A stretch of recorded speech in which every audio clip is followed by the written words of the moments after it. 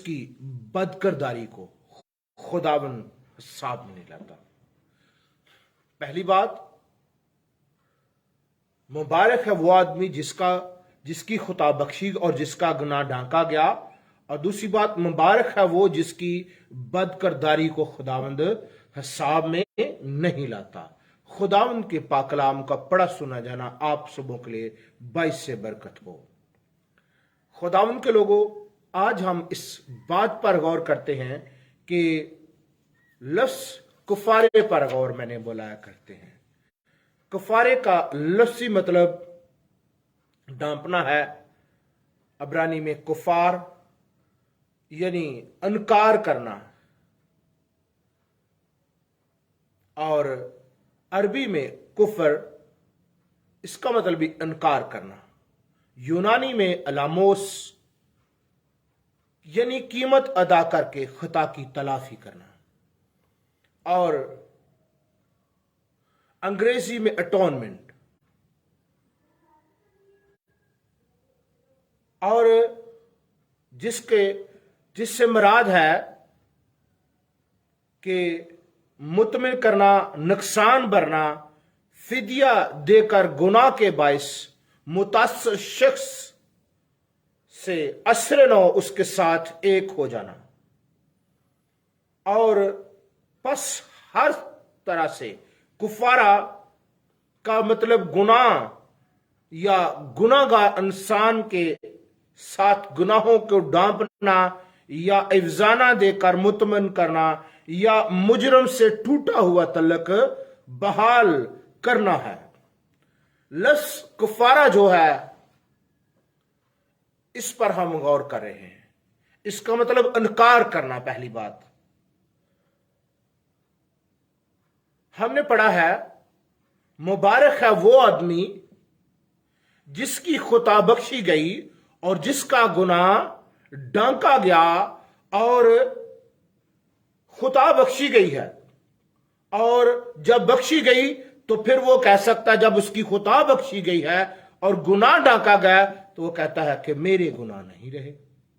आप कह सकते हैं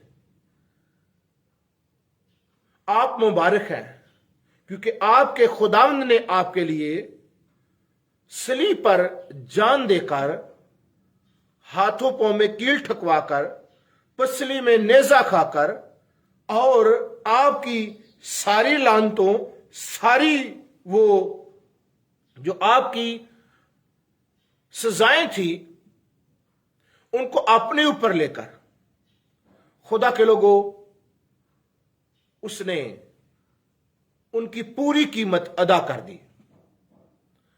और जब कीमत अदा कर दी तो आप पर फिर गुनाह का अख्तियार ना रहा। कलाम खुदा में लिखा है, गुनाह का फिर तुम पर अख्तियार ना होगा। क्यों? क्योंकि मुबारक है वो आदमी जिसकी खुदा बख्शी गई, खताएं भी बख्शी गई, और जो गुनाह थे वो डांप दिए, वो नजर नहीं आ रहे। और अगर उसको नजर नहीं आ रहे तो आपको भी नजर नहीं आने चाहिए।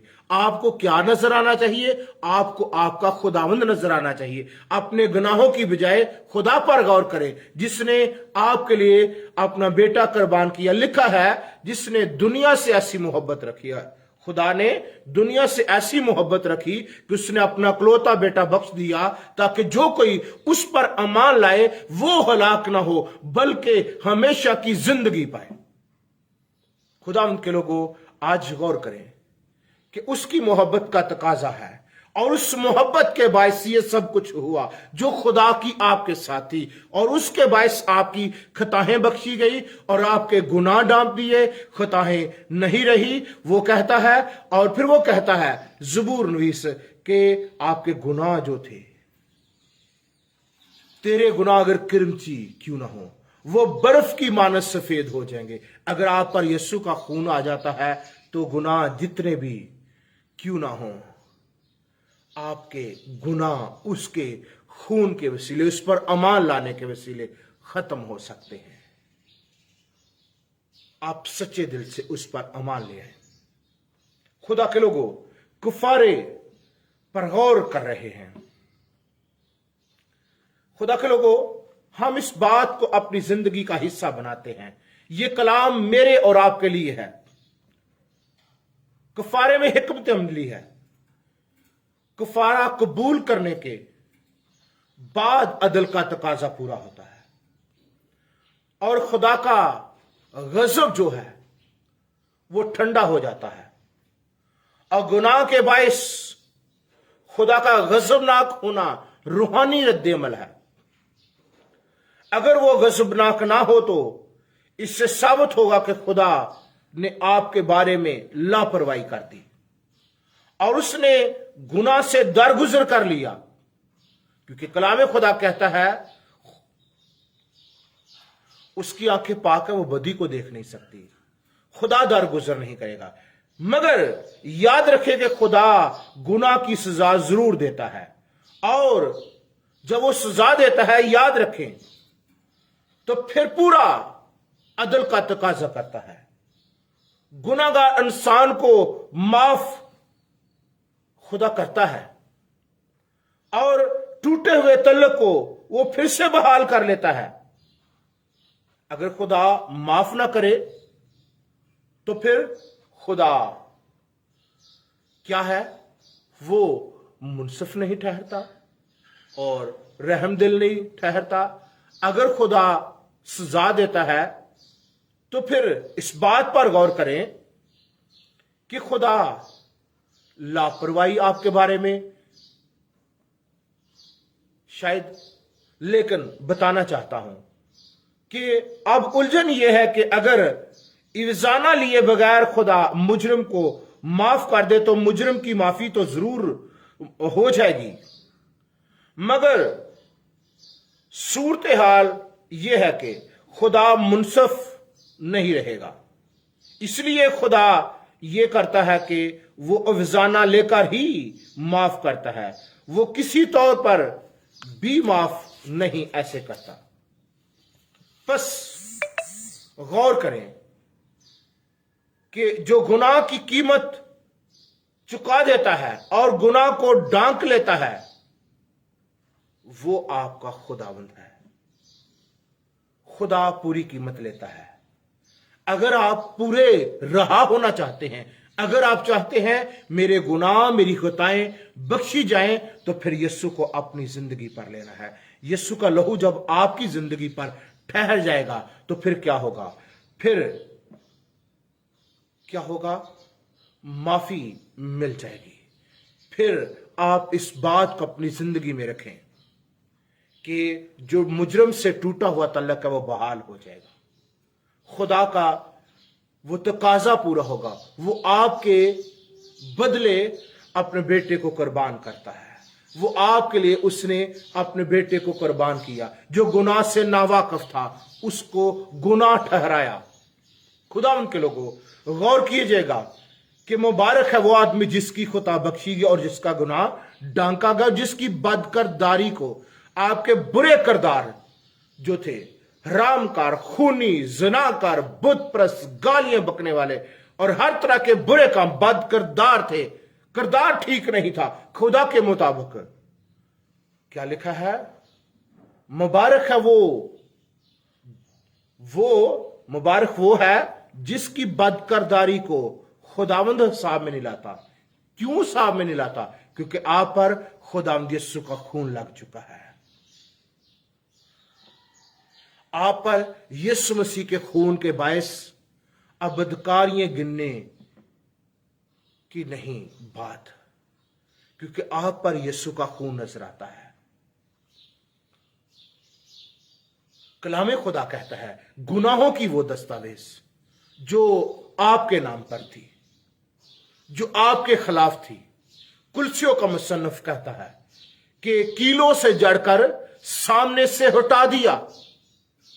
اب جب کیلوں سے جڑ کر سامنے سے ہٹا دیا تو پھر کیا ہے؟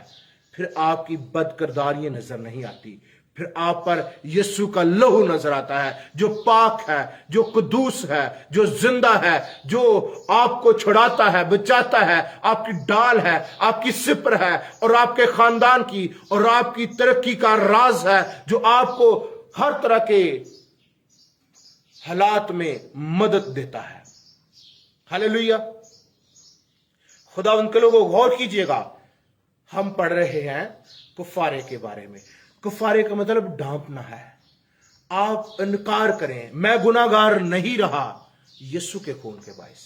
ऐसे आप गुनाहगारी हैं, पैदाइशी गुनाह है, लेकिन जब यीशु का खून उसको कबूल कर लेते हैं, उसको अपनी जिंदगी में ले लेते हैं, तो फिर आप पर गुनाह का अख्तियार नहीं।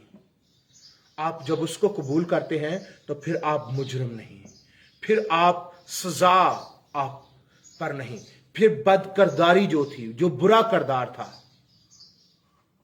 पुरानी इंसानियत उसके साथ मसलूब की गई ताकि गुनाह का बदन बेकार हो जाए। आमीन। पुरानी इंसानियत, अब आप पुरानी सोचों पर, पुराने इंसान के मुताबिक नहीं, आप नए इंसान, यानी आप इब्ने आदम, जो आपका खालिक और मालिक, जो कहता है मैं अब से अब तक हमेशा आपके साथ रहूंगा, जो कहता है मैं मर गया था अब जी उठा हूं, अब अब्दुल्लाबाद जिंदा रहूंगा, और मौत और आलम रवा की कुंजियां मेरे पास हैं, और मेरे खोले हुए को कोई बंद नहीं कर सकता, और मेरे बंद किए हुए को कोई खोल नहीं सकता, जो कहता है मैं तुम्हारे साथ रहूंगा, मैं तुम्हारा खुदावंद हूं, मैं जिंदगी की रोटी हूं, मैं जिंदगी का नूर हूं। उस खुदावंद पर यकीन कर ले, उसको अपनी जिंदगी का हिस्सा बना ले, जो बंधनों को तोड़ता है, जो कुदरत पर गालिब आता है, जो हर तरह के हालात को पल भर में तब्दील करने की कुदरत रखता है। उस खुदा को अपनी जिंदगी में ले, जो हर तरह की शादमानी कामयाबी का मंबा है, जिसके बायस खुदा के लोगों हर तरह के मौजात रूनुमा होते हैं, और जिसके फरमाने से पहाड़ मैदान हो जाते हैं, जिसके कह देने से मुर्दों में जान आ जाती है, जिसके कह देने से सब कुछ हो जाता है। अगर आप इस बात पर गौर करें तो फिर आप भी बरकत पाएंगे। मुबारक है वो आदमी जिसकी खुता बख्शी गई और जिसका गुनाह ढांका गया। गुनाह ढांप दिए, अब गुनाह नहीं, अब खुदा है, अब उसका बेटा है। बाप जब आप पर निगाह करता है, आपको बदकार नहीं देखता, आपको क्या देखता है? अपना बेटा यीशु देखता है उस आपके ऊपर। जब आप इसीलिए तो लिखा है, अमान के बानी का अमल करने वाले यीशु को गौर से तकते रहे। उस पर जब निगाह होगी तो आप उसको देखने के बाइस आप पर उसका जलाल होगा, उसका मसा होगा, आप उसकी मानद डलते जाएंगे, आप उसकी मानद होते जाएंगे। देखा ना, वैसा ही मिजाज रखो जैसा कि मसीह यीशु का मिजाज कब होगा? जब उसके साथ हर पल हर रोज रहेंगे। खुदा उनके लोगों, और लिखा है मुबारक वो है जिसकी बद करदारी, जो बुरा करदार था वो अब क्या है? खुदावंद हिसाब ही करता। क्यों नहीं हिसाब कर रहा? हिसाब किसके साथ करे? ओ मेरे भाई, हिसाब क्यों करेगा? हिसाब किताब तो तब होगा जब आप गुनाहगार होंगे। आपके कितने गुनाह हैं, आप कितने नापाक हैं, कितने बुरे हैं, कितने मुकार हैं, तब हिसाब होगा।